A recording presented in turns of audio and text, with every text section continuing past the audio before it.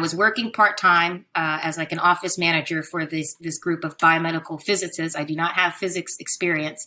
And I also was a part-time intern at the Department of Health and Human Services Office on Women's Health. So I was burning the candle on both ends, as they say. Again, I don't even know how I did all that, but I did. But the position with the biomedical physicists, I was like their lab manager, but I was the only woman on the team, and I was the only American on the team as well, right?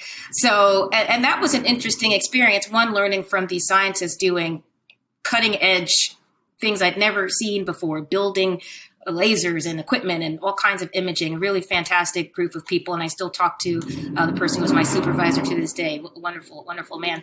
But because that experience, all of the men on the team were not American, and they weren't, they were born and lived in their country. So it wasn't like they've been here for years, some of them. But that was a different type of experience than being in the room. I find that in the U.S., our healthcare and medicine, it is heavily, it's a lot of women in this field, right?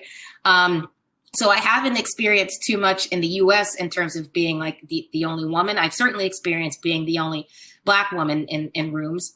That does not intimidate me. Some people, I grew up, the way that I grew up in Silver Spring, I grew up incredibly diverse. I mean, so, I had friends, I think in my high school, like every country was represented in my high school or something like that. So, being around people of different ethnicities, whether they're from another country, whether they are first generation, whether they're here, or I think just growing up in that type of environment sort of equipped me to be myself, no matter what situation I'm in.